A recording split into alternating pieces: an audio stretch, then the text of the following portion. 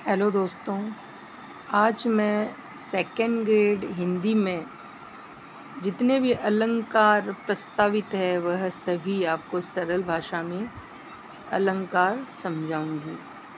और अगर आपके एग्ज़ाम में 2 क्वेश्चन भी आते हैं तो इसमें से श्योर आ जाएगा। तो देखो, अलंकार अलंकार का अर्थ होता है आभूषण। जैसे स्त्री आभूषण पहनती है तो उसकी सुंदरता बढ़ जाती है, वैसे ही अलंकारों से काव्य की शोभा बढ़ जाती है। ये अलंकार जो है 2 प्रकार के होते हैं। एक तो शब्द अलंकार होता है, एक अर्थ अलंकार होता है। शब्द अलंकार जो होता है उसमें जो चमत्कार होता है शब्द पे आधारित होता है, और अर्थ अलंकार होता है उसमें चमत्कार अर्थ में होता है। ऐसे ही शब्दालंकार में कौन कौन से अलंकार आते हैं? एक तो श्लेष आता है और एक यमक आता है।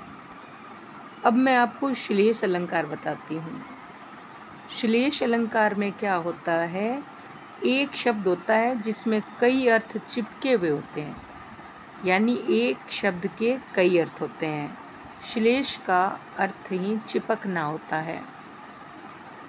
और यमक में क्या होता है? यमक में 2 शब्द एक जैसे होते हैं लेकिन दोनों का अर्थ अलग अलग होता है। बस आप यमक को कैसे पहचानेंगे? जैसे 2 शब्द एक जैसे आए हैं तो वहाँ पर यमक अलंकार है। अब हम अर्थ अलंकार करेंगे। अर्थ अलंकार में क्या होता है? चमत्कार अर्थ में होता है। वैसे अर्थ अलंकार के अंदर आता है उपमा अलंकार। कई अलंकार आते हैं, पहले अपन उपमा अलंकार करते हैं। उपमा जो अलंकार होता है उसके 4 अंग होते हैं। एक तो उपमेय, उपमान, समान धर्म और वाचक शब्द। पता है, उपमेय तो वो होता है जिसकी उपमा दी जाती है, और जिससे दी जाती है वो उपमान होता है, और जो विशेषण होता है, विशेषता होती है, वो समान धर्म होता है। और वाचक शब्द होते हैं सी, सा, सम, सरिस, ऐसा।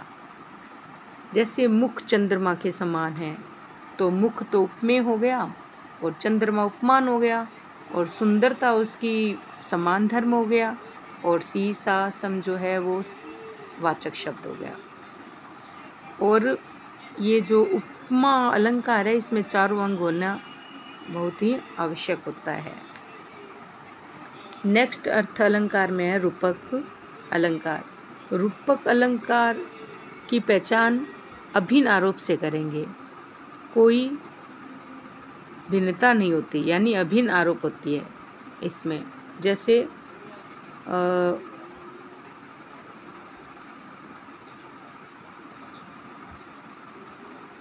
जैसे चंद्र रूप। नेक्स्ट में अर्थालंकार में हम उत्प्रेक्षा अलंकार करेंगे। इसकी पहचान के कुछ शब्द होते हैं जो काव्य में आए हुए होते हैं, तो उनको अपन आसानी से पहचान सकते हैं कि ये उत्प्रेक्षा अलंकार है। कैसे? जैसे लाइन में होगा मनु, मानो, या जन्नू, या जानो, या मनहूँ, जनहू। ऐसे जो शब्द देखकर हम पहचान जाएंगे कि ये उत्प्रेक्षा अलंकार है।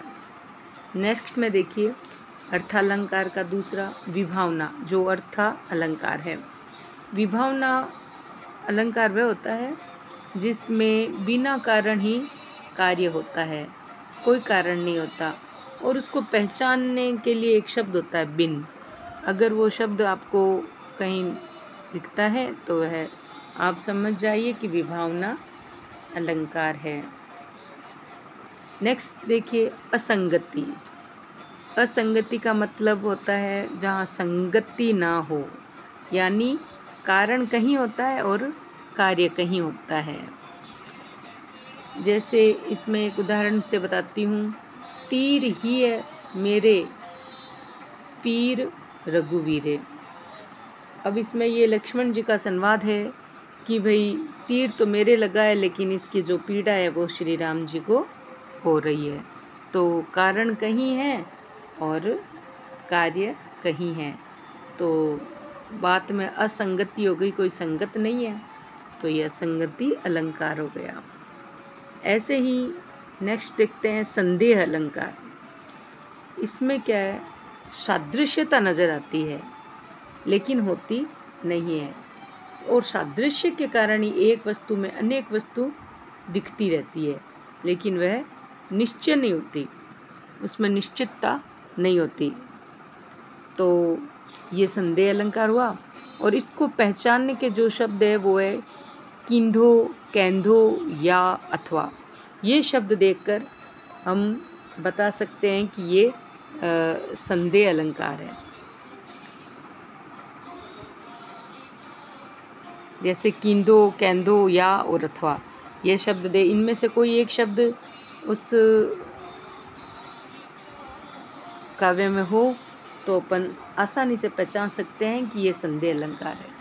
ऐसे ही नेक्स्ट में देखिए भ्रांतिमान अलंकार। इसमें क्या है, भ्रम होता है, किसी चीज़ की भ्रांति होती है, और इस अलंकार के एंड में जान मान ऐसा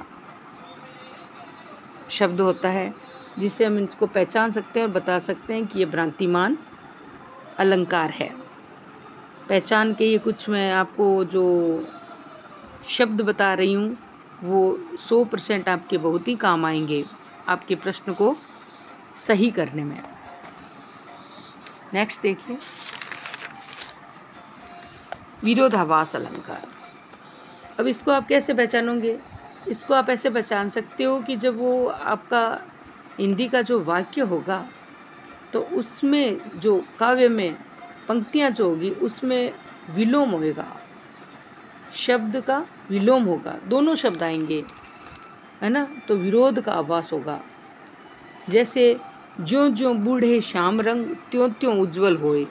अब देखो श्याम का मतलब होता है काला और उज्जवल का मतलब होता है सफ़ेद, तो ये दोनों विलोम इस पंक्तियों में आ गए, इन पंक्तियों में ये दोनों विलोम आ गए। ऐसे ही आप ध्यान से पढ़ेंगे तो जहाँ विलोम नज़र आए वो आपका विरोधाभास अलंकार होगा। ऐसे ही आपके अपने प्रश्न को सही करने के लिए आपको इन कुछ शब्दों को पकड़ना होगा जिससे आपका प्रश्न एकदम सही होगा। नेक्स्ट देखिए मानवीकरण अलंकार। अब ये मानवीकरण अलंकार को तो बहुत ही आसानी से आप पहचान सकते हैं, क्योंकि मानवीकरण अलंकार में जड़ में चेतना दिखाने का प्रयास किया जाता है, जड़ में चेतन। जैसे मेघ आसमान से उतर रहे हैं, अब मेघ को देखो एक व्यक्ति की तरह बता रहे हैं कि आसमान से उतर रहा है मेघ, तो मेघ को चेतन बताया है, गतिशील बताया है, तो इसमें आपने मानव की कल्पना की है, तो ये मानवीकरण हो गया। इस प्रकार अगर इस वीडियो को आपने बहुत ध्यान से सुना है तो आपका 100% अलंकार का प्रश्न सही होगा। वीडियो को देखने के लिए थैंक यू।